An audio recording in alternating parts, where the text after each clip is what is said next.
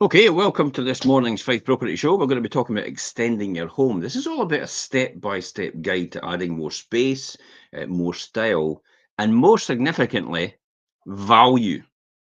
Value is the key here. You want to add as much value to your property, the minimum amount of expenditure or outgoings to do it. That is the key and the fundamental question here. How do we do that? How do we get round that? Well, whether you're extending your home or selling or extending the stay to stay, adding more space can transform your life and boost your sale price and actually where you live as well. And it's a time, or whether it's time to move or not. Now, research from the nationwide found that a loft conversion with a double bedroom and ensuite bathroom can add 25% to the value of a typical 3-bedroom house. So the right project is money well spent. I'll need to look at that research because 25%. I was looking at Really? that. 25% is a fair amount to add on for Where for the an. nationwide get these numbers? Yeah, I did think That's that. what I But want to know. I don't think there's any denying it does add value, but 25% we'd have to look into that. I think that's that. It depends what you're doing, I Yeah. suppose. I mean, mind you, a loft conversion. Yeah, okay. So a loft conversion, when you think about it, is actually adding another whole floor to your In essence, property. yeah. So yeah, probably it does add 25% when you think about that. I'm just thinking in terms of, well, it's a bedroom and it's a bathroom. That's it. It's like, how much does that cost? It's not that much if it's in the normal scope of the building, but if it's created upstairs in a totally different floor, yeah, it probably would add 25%. Yeah. So, with that in mind, this week's show and podcast unpacks the different stages of the process to extending your home. Now, there's some of the things we're going to talk about here. Dealing with a local authority.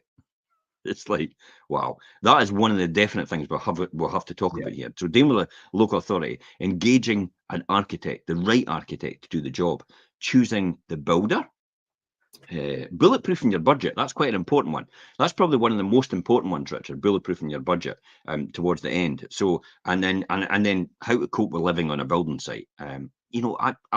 I've never really told this story, but when we first moved from Newport to Leven, I was 6 months old, so I wouldn't know any different at that time. Yeah. But I do remember the house getting done as I was growing up, and it was still in a work in progress, probably when I was 4 and 5 years old. I do remember my dad decorated the whole stairway, and I went, "Look at that!" And the next minute, I had a crayon all the way down the wall from the top to the bottom of the stairs. Oh yeah, boy. I You were can't proud remember of much about that. Whether I blocked that out in my traumatic years, I don't know.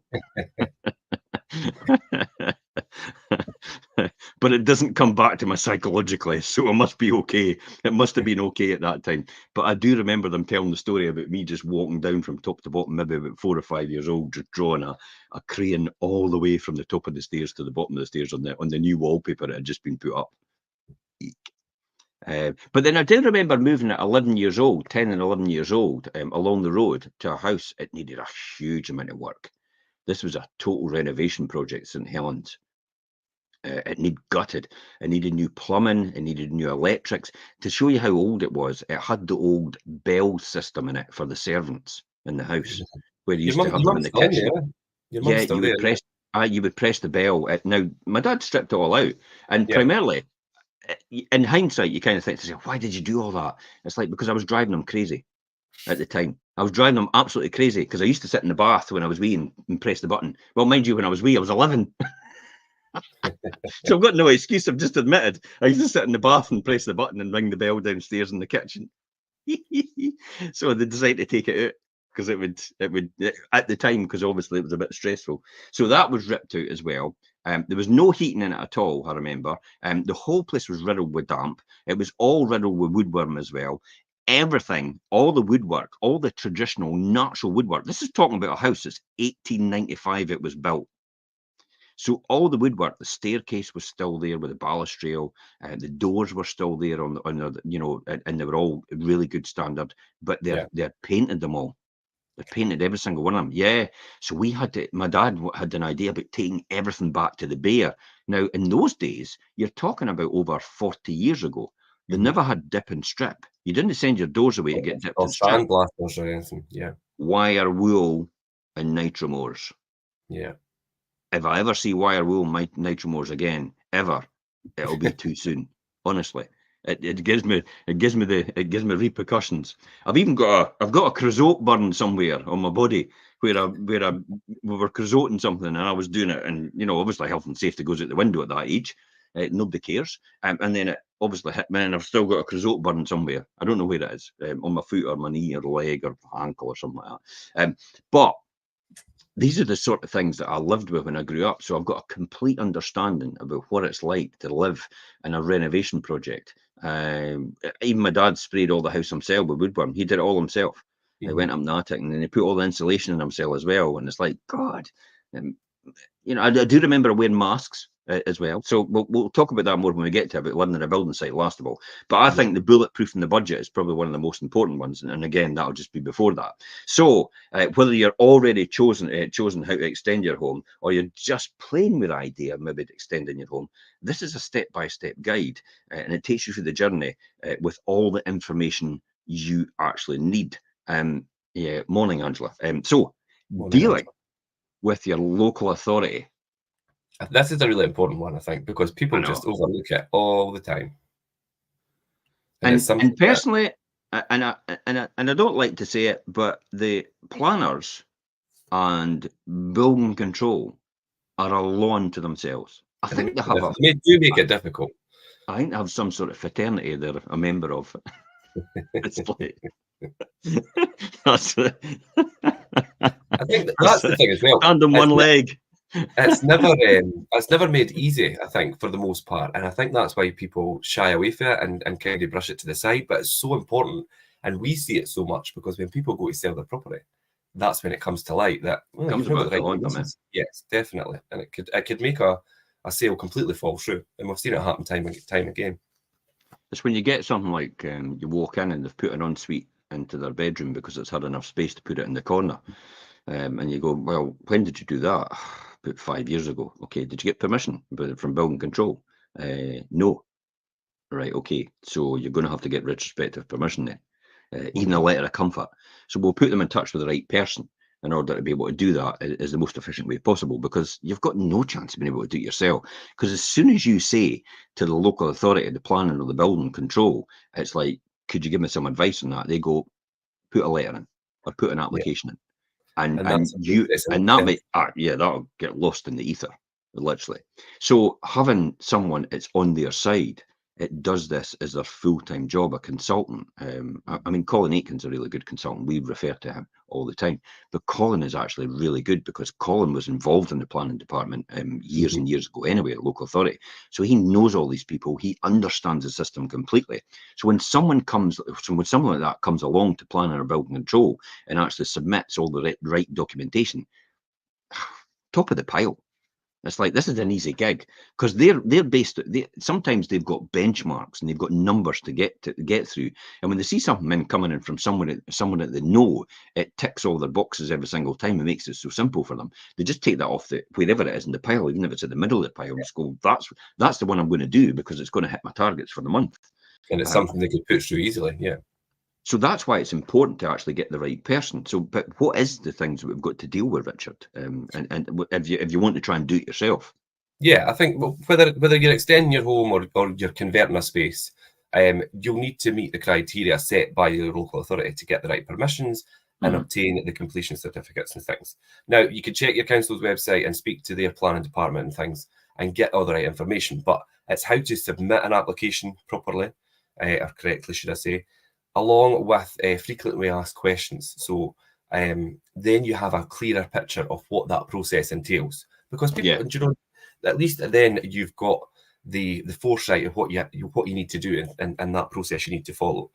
The type of consent that you'll need depends whether you're doing an extension, whether you're doing a loft conversion. These will be different, and whether full planning permission is faster than building regulations approval for maybe a smaller extension, as opposed to the loft conversion as well. And also, you need to think, because you can get, if you're just let me cover that a bit more and drill down into that consent for full planning permission or faster building regulations approval for smaller extensions and loft conversions.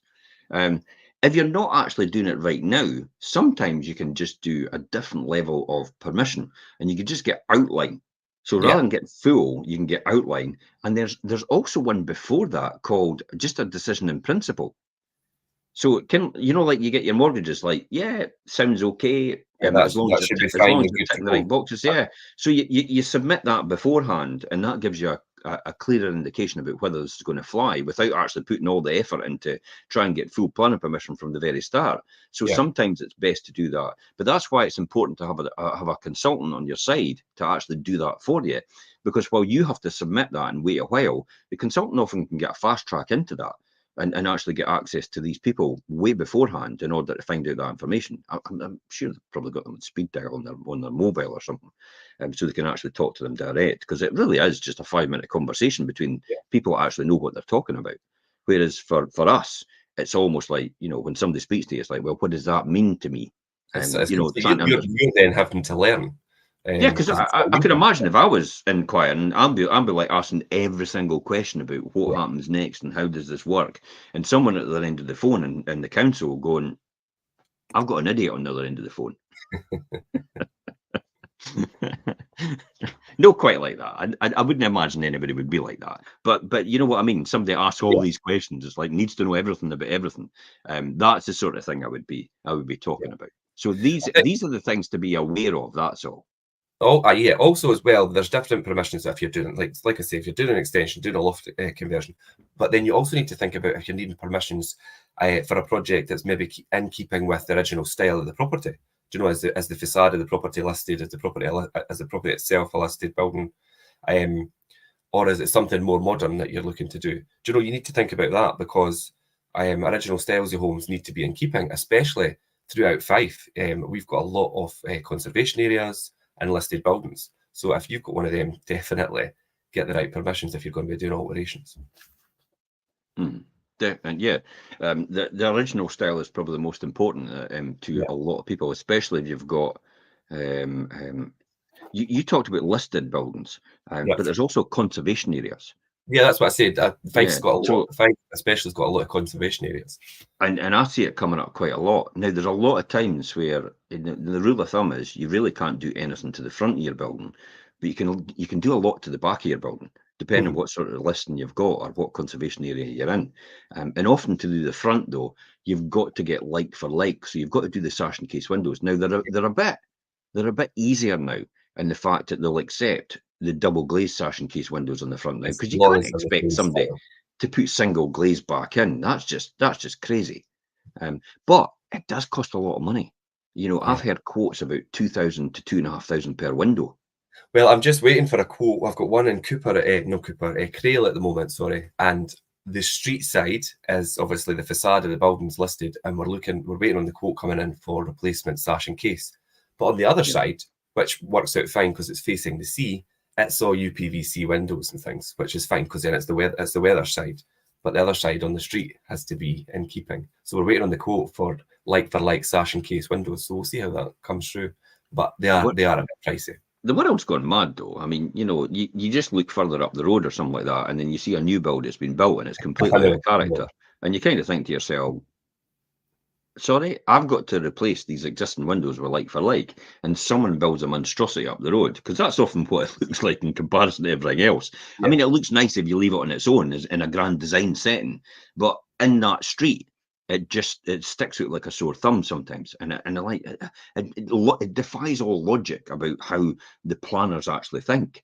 But my friend was a planner as well, David Kirk, and he was a town planner. And he says, you know what happens? He says, I think we go away to university and we get indoctrinated into a different thinking pattern and different process in our minds. And then we come out, we actually think the world works in that way. So when we go back to you and say, no, this is what happens, and you go, what?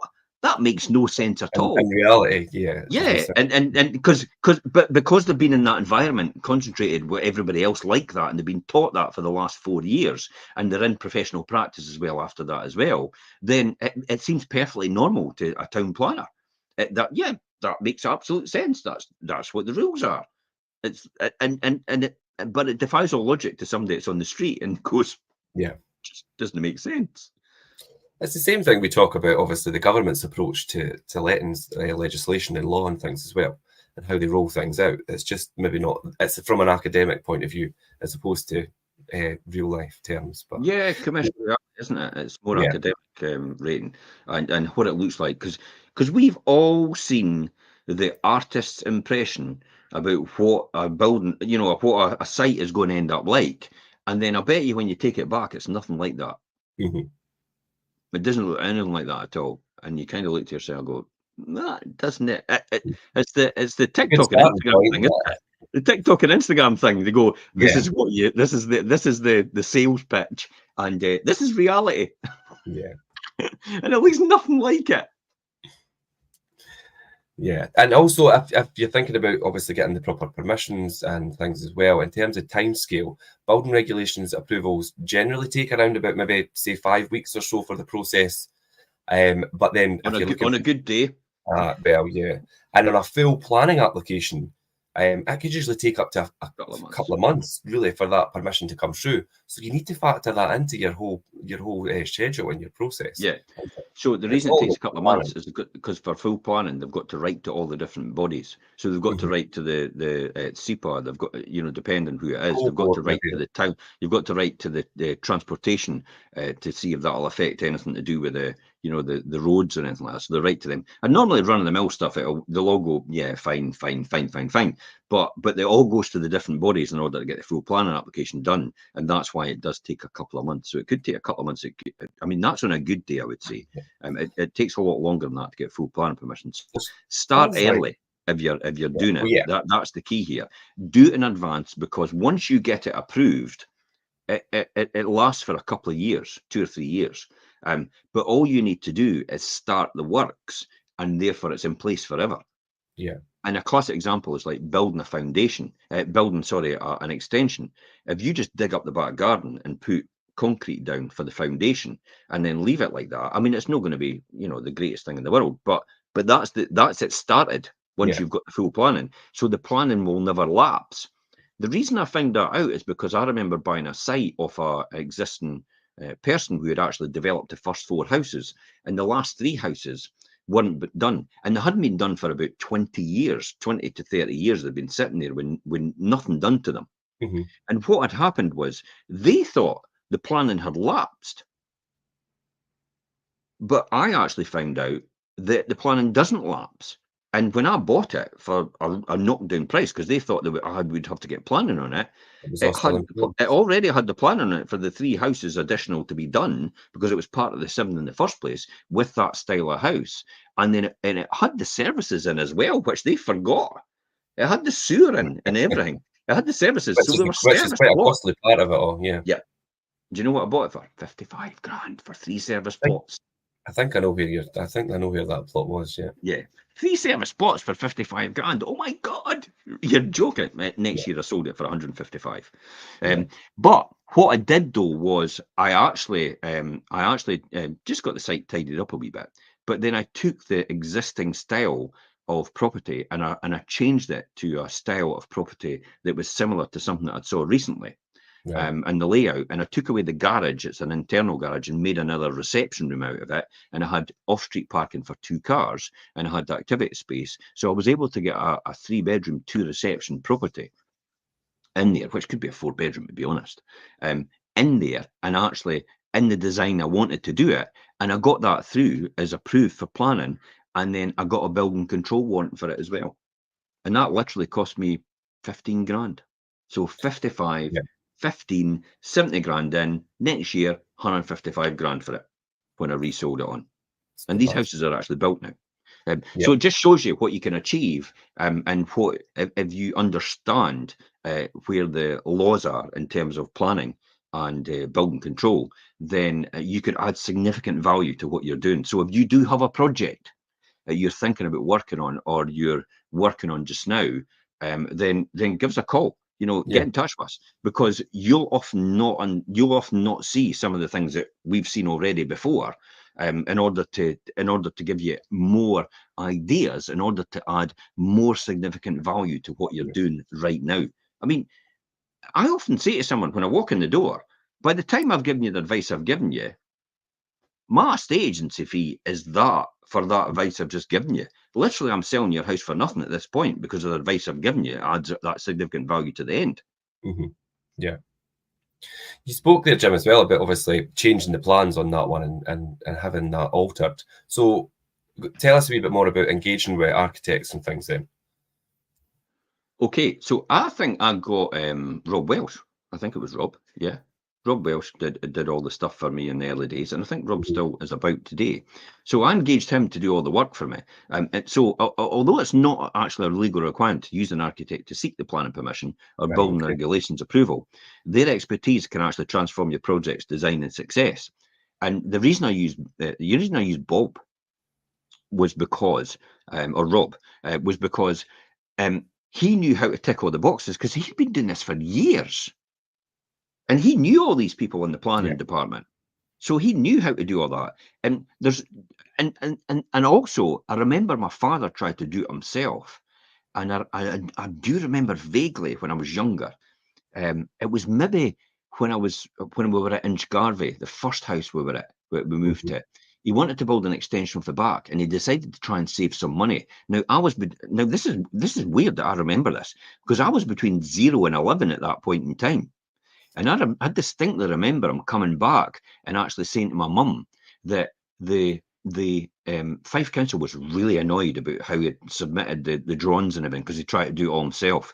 And they threw it back at him basically and said, that's no adequate enough for us to make a decision. You'll need to go and redo all this. And he spent ages redoing all this. And I thought to myself, God, you should have just got somebody. But somebody that knows what they're doing to do it. It taught me a lesson, but later on I realised he should have just got somebody professional to do something because he had no hours in the day to do anything else other than work. So he could have just worked doing what he was doing and earning more money and actually paid somebody to do that job for him and made it so easy because he was self-employed. So if he doesn't work, he doesn't get paid. So if he's having to do his own drawings, guess what? He's not getting paid because he's not working. Yeah. Trading time for money.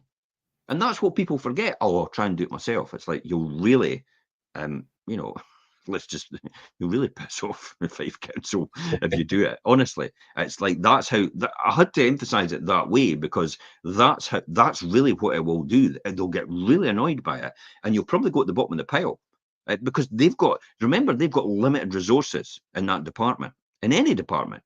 So they need something that'll tick boxes straight away so they can just fly it through and not have to go back and forward like a game of ping pong or tennis in order to educate you in how you should be doing things for one time only. Yeah, that could be quite a really laborious process when it's back and forward, trying to get these details correct. When if you've got somebody that knows what they're doing, they know, like you say, the right things, the boxes to tick to get it to pass quicker. And this is where a great architect can actually add significant value as well. And might I add, probably a local architect, somebody that actually knows the area. I mean, I've got architects over in Dundee that actually understand the East Neuk area because they've done a lot of business there. So they'll understand the East Neuk area over in Dundee, and then from there, what they do is they're able to they're able to educate themselves and understand where they're going to go next with it. So and then they can see the space that you see, but they know from previous projects and have the experience about where they can put stairs if it's a stairway going up to another floor if you're converting an attic. So they're able to work that out ergonomically, efficiently, in order to use as least space as possible and cause as least disruption as possible downstairs, based on all the experience they've got before. So don't just pick somebody that's started up new. Pick somebody that's got a lot of experience and track record because they've seen loads and loads of designs, they've done loads and loads of work, and they've got loads and loads of experience in order to understand what you need to do to your property to achieve the best result and add the most significant value. Now, when I talk about value, it's not necessarily monetary terms as well. It's lifestyle. It's the value to your lifestyle. In other words, where you think you maybe just get well. Here's a recent one over in Pitt and Weymouth. I was there. There was only one bedroom in an ensuite upstairs in the converted net loft. There was a huge amount of space which isn't used, and there was another room as well, where the wall-mounted condenser boiler is, which was actually dressed up as a bedroom, but it's not officially a bedroom, but which could have been something.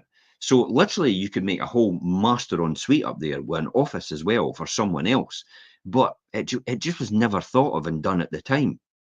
Often as well, what a good example is, if you've got exactly the same house style and next door neighbour has done something, look up their plans. Yeah.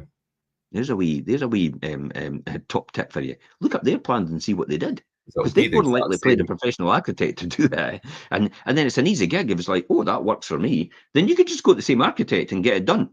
Yeah. And they've got it already done, all the footwork and all the legwork. So I'd imagine you'd probably get it for a better price point. Mind you, they are selling on their experience and their expertise. You're not buying their time when you do that. You buy Yeah. people's expertise and experience. That's what I talk to people a lot about the estate agency business. You're not paying hourly rates to estate agents that have got years and years of wisdom experience in order to get from you A to B in the most efficient manner possible, but add the most significant value at the end, way above what any other estate agent could achieve. Because you're paying them for their experience and expertise, and that's the most significant. Because if you get another £5,000 more than everybody else, then why would you not pay them another £1,000? Because you're only going to pay them it when you actually get paid.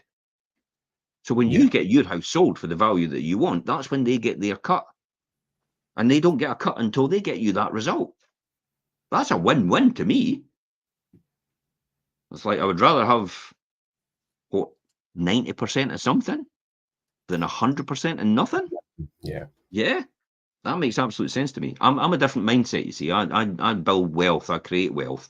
So I understand that complete concept of how to do that. Whereas other people think, oh, I could save as much money as possible, and who's got the cheapest fee? And it's like they often become a casualty and lose thousands at the end because they've got the wrong person selling their house. Maybe somebody that's not even got any. I knew another agent actually was not experienced in that area, put a house on, sold it for 20 grand more, but the actual fact it was undervalued by £30,000. Jeez. Yeah. So And even though they that's sold it for 20 grand more, it was undervalued by 30 grand. So in that scope of things, somebody's lost 10 grand there.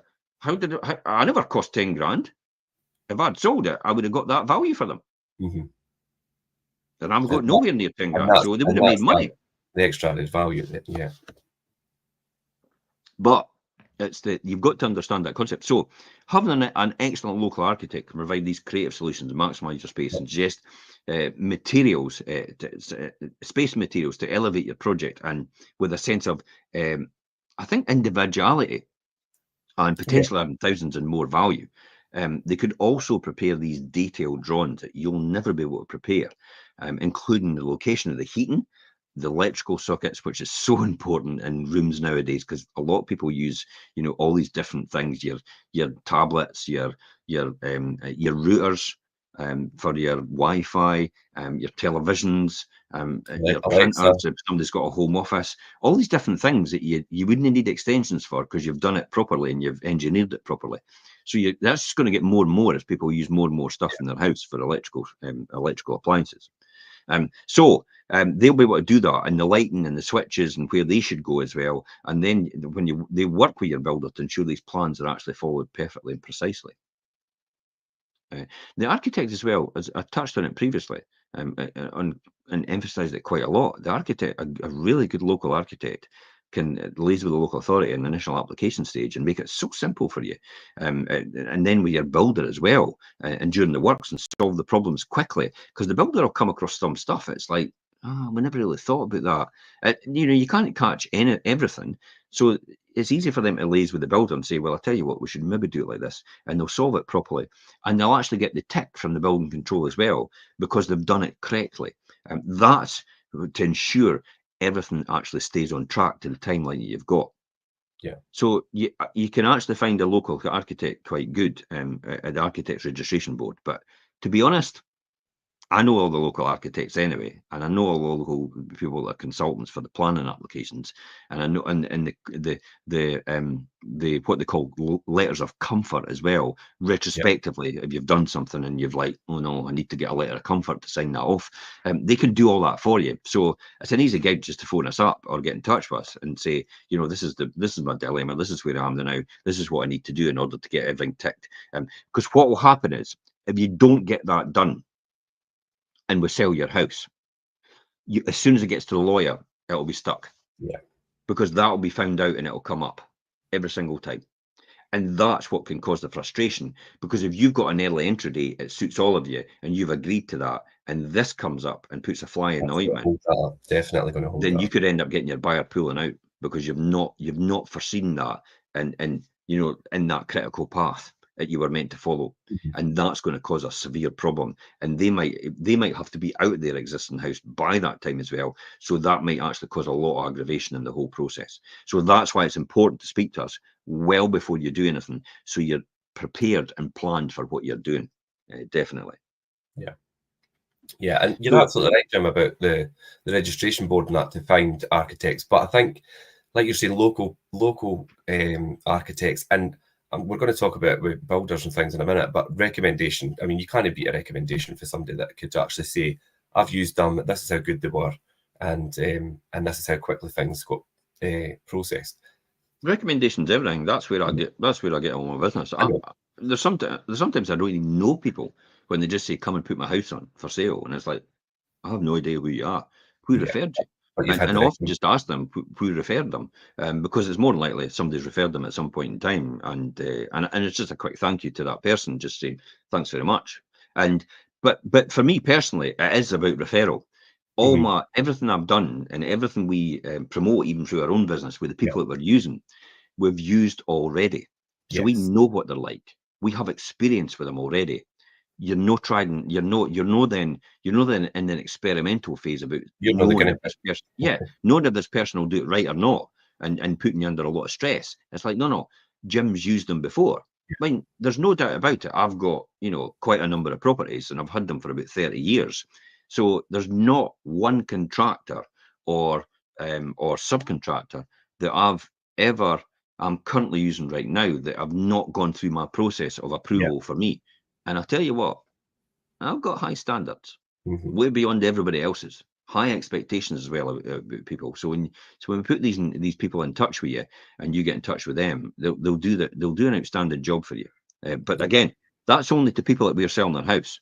I'm not for giving people advice and information. I've no intention of selling their house from me, and they're just using me for that information. Yeah. That's like anything. Would anybody else expect to go out and do their job for nothing? Well, Definitely not. why would you expect an estate agent to do that as well? But a lot of people do, don't they? Yeah, oh, They yeah. get everybody out. Oh, we'll get all the estate agents out. Yeah. We'll get all their All information, that all their information, advice get off all them. that Yeah, all advice. their advice off them, and pretend it will give them the chance to actually get in their listing. And the next minute they go, no, I'm going to go with somebody else. And it's like, what? Because they're cheaper, and I've got the I have information. actually just solved about £5,000 to £10,000 worth of your problems. And then you've got, it's like, so I personally just go on recommendation now. And that's how I do business with people. So when we come, then we've got the architect stage. So Yeah. what we've done here, Richard, is we've dealt with the local authority. We're engaging the architect, and the architect's got all the boxes ticked. So how do we go about choosing the best builder? Yeah. So builders and contractors, and I work with a lot of them. And as you've just explained here, Jim, we have a lot on our books. So, and when you think about things like extensions, I mean, if you put an extension on your property, that is a really big ticket item. It's going to Yeah. cost money. So finding the right builder, it can sometimes be a bit daunting, and people might not know the right avenues to go down. But you can really minimise the stress of doing that, and minimise the surprises by finding the perfect contractor. Now, the perfect contractor, do they exist? Maybe not. But you get really good contractors out there who could do a really good job. But it's all in the preparation. And as I said there, nothing beats a recommendation when it comes to a contractor. Yeah. So ask your friends, ask your family, ask your neighbours, ask your local agent, and have a search. Obviously, you get Trust Trader and things. That's quite good. Have a search online and these things where you'll get good recommendations for local contractors. Now, I'll be honest. When you go to your community page online I to know what you're ask going for to say here. recommendations, well, make sure when you say, has anybody got a local builder able to do this job? And make sure you say that they have used it, they can Yeah. recommend. Don't say a local builder. Can anyone recommend a local builder? Because I think 99 times out of 100, they've probably not used them at all, and they just know them. So Yeah. that's what And you've I've got not to actually say. seen what they do. When Yeah. you be clear and specific when you go into your local community pages on Facebook or on any other platform, and say, this is the job I'm wanting done. Does anybody know it can do that? It has used someone already. It can they can recommend, and it's done a good job. That's what you say, because everybody likes to be helpful and everybody likes to be the winner. In other words, it's like, I'll tell you the person, if you choose them, oh, I'm the winner because you chose them. It's like they like to be right. You know what I mean? People like to be right, no matter. Even though it's not the right thing to say, they just like to be right. Yeah. So be careful of that. Looking for recommendations on Facebook. Make sure you ask people, have you used that person already? So ask before, not after, because you could have a barrage of people, maybe 50 people saying this person, that person, that person, and you've got to go through every single one saying, have you used that person? Yeah, and I think that as well, coupled with the fact that if you've kind of settled on a contract and people have given you good feedback, try and obviously look at reviews. Now, not necessarily always online reviews, but get actual reviews from people that have used them within the last year, and make sure that they are not construed reviews. Now, I've seen this a lot with contractors and things in particular, and I've read reviews, and you could tell sometimes, I think, you're just disgruntled and really slating this contractor. And really, I think you could really tarnish somebody's reputation for the wrong reasons. I think if you read reviews sometimes, it's crazy what people write. So be careful and take the right advice for people when you're reading reviews or taking reviews from people on a contractor. Some people just write a review because they're having a bad day. I know, and they just decide to take it out on a contractor or a business. And you could usually rather than actually go to the business as well and say something, they'll go straight to Facebook or they'll go straight to a review panel like Trustpilot and actually just verbally spew up on the thing and actually just keyboard warrior and just get it all out on there for everybody to see. But what they don't realise is the amount of damage they're doing. Yeah, but you notice on the community pages now, a lot of people are actually getting wise to that and say, have you actually approached the person and said to them, or is this just a rant to try and destroy their reputation online to get back at them? So often, and it can be really detrimental to people's business, which is, I think, really unfair in certain circumstances. So watch out for that as well. Also, I think it's really important to make sure you're on a level playing field when you're approaching payment arrangements. Do you know, are you paying half up front? Are you paying nothing up front and paying it all on completion? Do you know, you're doing a payment plan? Do you know, have that clear and have that set out right from the outset. What's the deposit? What am I paying up front? I'm just a big fan of paying for materials in the beginning.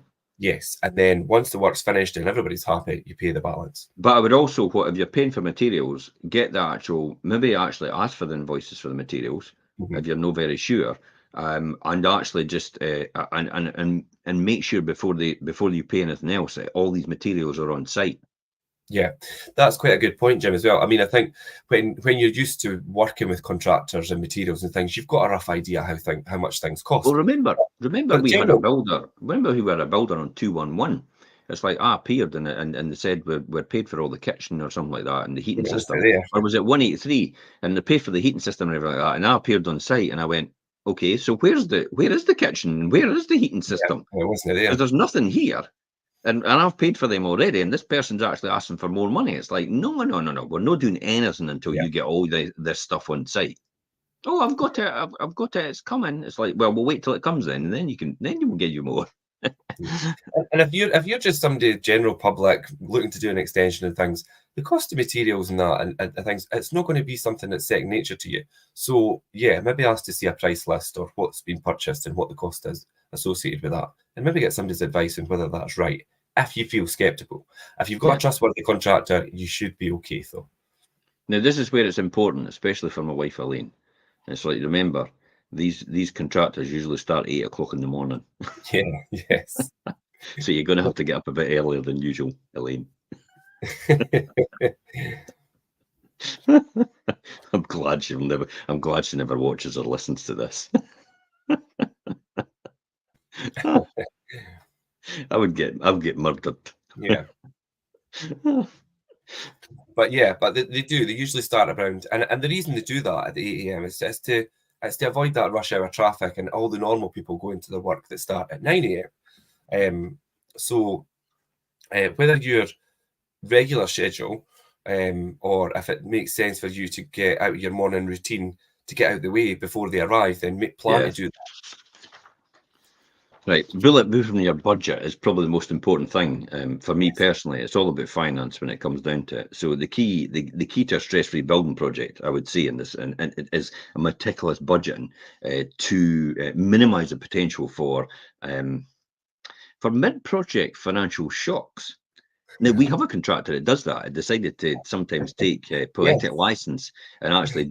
Now, I trust him anyway, to be honest. He's a really good contractor. Yeah. But I'm like, do I really need that? It's going to be an investment property. We're not actually selling this on, and we really don't need the tops and tails on the things like the cabinets and the kitchens. That adds a huge amount of significant cost to a budget, and it's not necessary. It's just gloss. It's just trimming. That's it. It's aesthetic. Yeah, it's the aesthetics about the whole thing. It's like, so that's a huge cost, and you'll never get an investment return on that. So that's the sort of things you've got to plan out for. So you've got to be meticulous and make sure the contractor understands what the remit is. So whether you're remortgaging or using savings, actually remember these top points.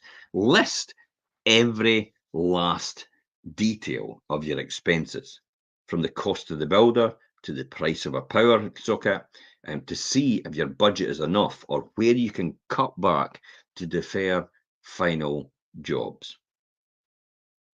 I would also think about factoring in contingency fund by about now 10 and 15%. 10 and 15% is probably of the project cost to allow for unexpected hitches. This is the ones I'm talking about. You come across something. It's for example, I'll tell you, when we had this house, when we first got this house, we wanted to take the fireplace and make a dining kitchen, so we had to take the fireplace out. But what we realised is the joist upstairs actually only ran to the edge of the fireplace in the chimney and sat in the chimney rather than actually the main wall. So when we were taking the chimney away, then the joist wouldn't be sitting on anything. So we never knew about that until that was actually taken down. And then so we had to get a new beam made purposely to go right from one end to the other, so it would support the upper floor. So we never knew about that until we were actually in the process of doing it, and then they realised at that time, because you would never know until you take the ceiling away. Yeah. So that's the sort of things, the contingencies I talk about. It's not things like, oh, well, I decided to upgrade your tiles to a different version, so it's going to cost you more money. No, I'm talking about things that you never saw any foresight for because of the design, and also because maybe you didn't understand maybe the support and the joists that you had to put in elsewhere in order to do that. Classic example, there's the 1-bedroom flats that you get, and you've got the hallway at the front coming in the front door. But you've got a massive double bedroom to the side. Well, often what happened is people would block up the front door, because they've got a back door anyway, block up the front door, they'd move the wall in a bit into the double bedroom, make a second put an RSJ up, and then they would actually make a single bedroom and a double bedroom. Yeah. Now, give you an example, 118, that had that done to it. Yeah, that had that done to it, because that's got a double and a single, and often quite a lot of these were converted 145. So yeah, 161, just so people, 161. So people know we're just talking about a particular street that I own quite a lot of property. So that's why we're just talking about the house numbers to understand that and what we've actually done. So it gives you an insight into the contingencies you've got to put in place. Now, some of these ones didn't actually need any support at all, because the joints were going the other way. So that wasn't a supporting wall in between. So they were able to move that back. But some actually needed it. Some were actually, the wall was actually built on top of the actual floor rather than into the solum. That's strange. Yeah, that was weird, But because it wasn't a supporting wall, that's why. So that's the sort of things that were done at that time. So when that was taken away, sometimes you needed an RSJ, sometimes you didn't. So you weren't able to cost for that until you actually were in the process of doing it. And then you had to put more acroprops in, which would cost more money as well to support the upstairs, while you were actually putting the RSJ in to support that overall over time. So these are all costs that can mount up at things that you didn't know. So that's why you're building a contingency fund. The other important thing to do at this about, getting your budget right is get all the money in place at the start of the project to avoid running out of funds before work is complete. This level of peace of mind, God, it's priceless. Yeah. Priceless. you see the amount of stress that you just cause for yourself. If you're going, let's just go for it now and then see how we get on, and then you run out of funds halfway through a project. I know people like that come to me and go, I've run out. And I'm like, what? Surely you're about to know what you had in the beginning. Yeah, I did, but I thought I'd be able to get money from here or there or wherever it was. And I'm like, oh my God, That's okay. That's not guesswork. Yeah. I would never have started that project like that if that was the case. So they're halfway through, they've run out of money. And where do I get money? There is people still going like that. Down a classic example is down the drill side. There's all the old buildings at the drill side. You know, the guy that says this is the house of dreams or something. That's what happened. Ran out of money. Yeah. Crazy. I would never live like that. So they're kind of stuck where they are until they're building enough funds in order to do the next part of the project. Yeah. That's not a great lifestyle choice as far as I'm concerned. It's very stressful. It doesn't allow you any flexibility. You're stuck where you are, and no one wants to be like that. No one wants to be like that.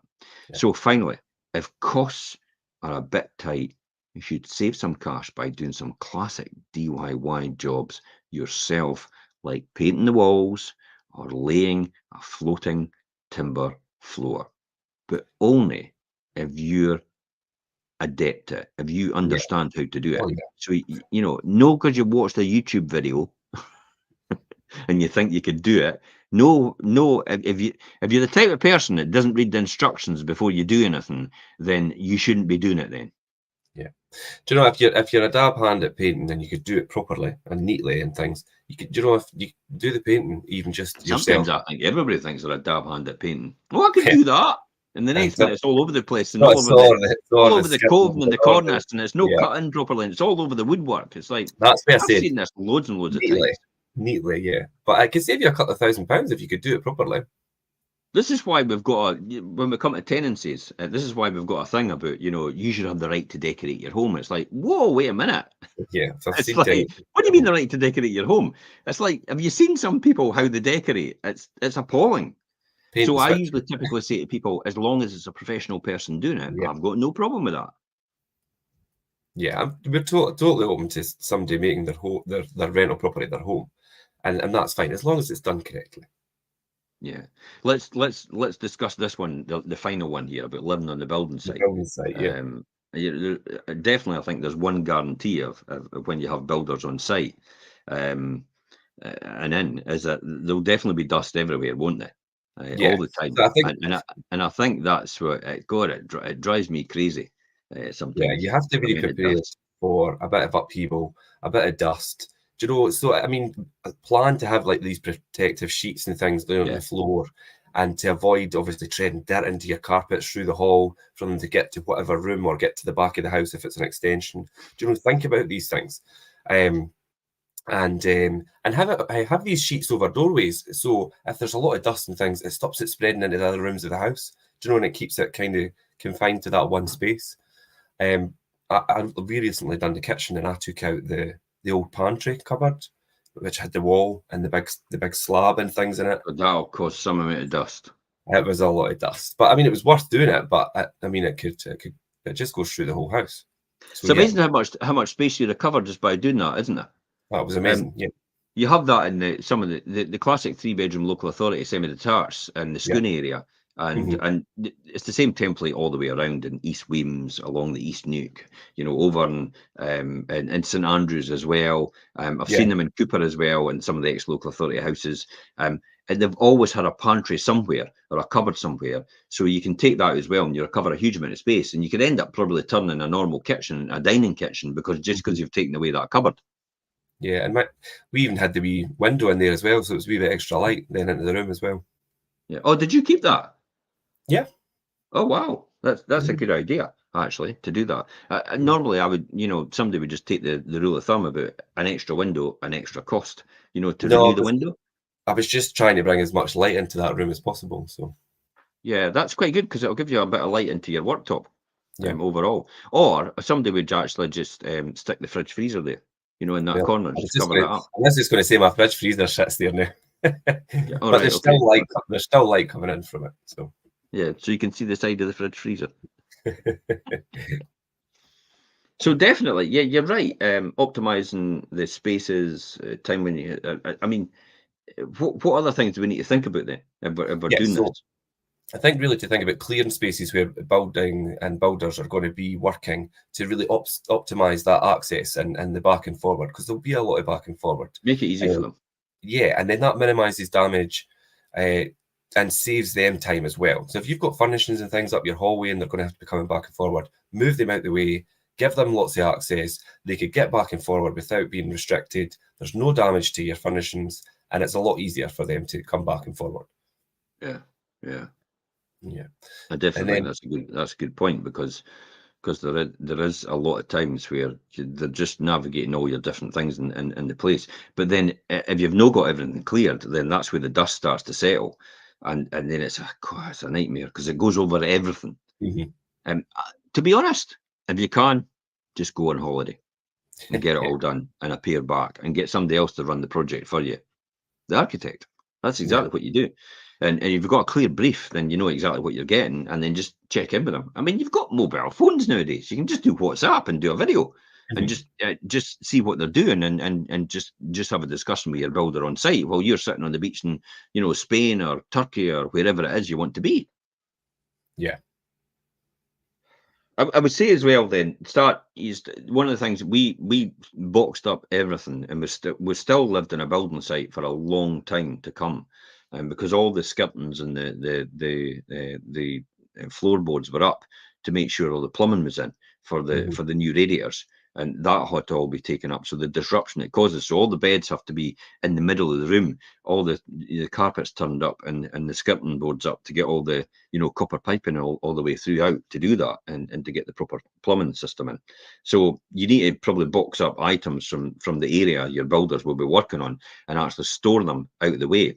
I mean, either either in home in your garage or something like that, or in rented storage unit if space is tight. I mean, it doesn't cost much for that.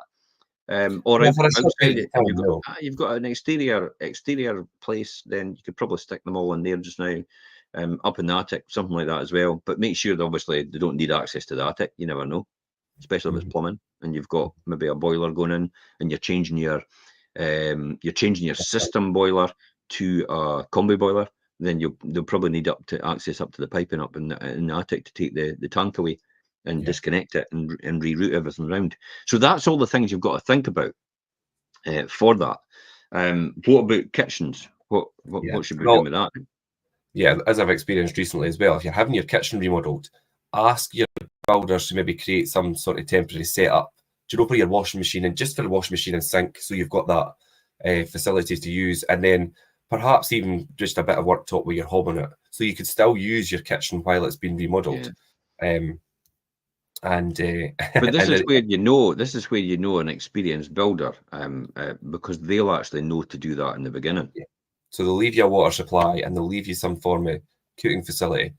It's bare minimum, but at least you've got that in the interim if you're there. Like you say, Jim, Yeah. ideally if you could go on holiday and get somebody to do it all, do that, because it can be a bit stressful. And do expect to be doing the washing up in the bath if you're doing a kitchen remodel, because that's ultimately what will end up happening. Or if you've disconnected the hot water in the kitchen, remember, please be aware that you've probably got hot water coming out your tap in the bath, or you've got hot water coming out. If you're getting your Yeah, heating system done, you've probably got hot water coming out your electric shower yeah, as well. So you've always got hot water at some point in time for maybe washing dishes and stuff like that on a temporary basis for maybe a day or two, and while that's all getting sorted out.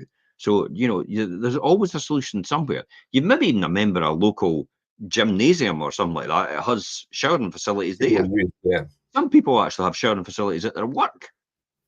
So if you've got to get all that disconnected, so there is ways to work around that and make sure you've got it.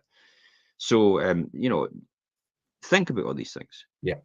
And I think as well as, I mean, unless you have a driveway and things in your house, you'll need to think about access outside as well. So, do you know, if it's parking spaces or it's street Yeah. parking or something, do you know, you'll have to try and allocate or block off some of that space right in front of your house for them to maybe vans and deliveries, and do you know, even a skip if you're hiring a skip. So, and then also if you're needing a skip, you'll need to check with the local authority for permits to do that and have that in place. So there's a lot to think about. Yeah, definitely. Yeah, definitely. Now, to end, remember that your neighbours will also be living with the comings and goings of your builders. So a Yeah. nice gesture is to give them some advance notice of your plans and not just allow them to turn up on your driveway and the neighbours don't know anything about it at all. It just makes everything so much easier to what you're doing because you might have neighbours that end up parking in front of your house and then stopping your builder's parking and stuff like Yeah. that. You know, you never know. You can get into these disputes over the years just because you don't think about anybody else. There is Yeah. people It's out there always, that are like that. I know, but it's always good. And if you've got good relationships with your neighbours and things, and it's always good to just give them a heads up if you're going to have things like that going on. So let's just bring this to a final conclusion. If you're, Okay. you know, if anybody's thinking about extending their home and making big changes is actually an exciting time, and everything you do will affect your home's value. So why not optimize your plans for your lifestyle you want today, and the best results whenever you sell, and that's why it's important if you're going to try and add value, even if you're staying there, be honest with the agent that's coming out. Look, I'm staying at the property. Mm-hmm. I'm not actually selling, but I just want to know if what I'm about to do is going to make a significant improvement in the value of the house, Yeah. or am I actually? And a lot of people, some people actually do. I wouldn't say a lot. I'd say some people actually end up doing this. They put so much money into the project that they'll never get it Yeah. back. Back. Yeah. And then they wonder why. It's like, how much was your kitchen? 25.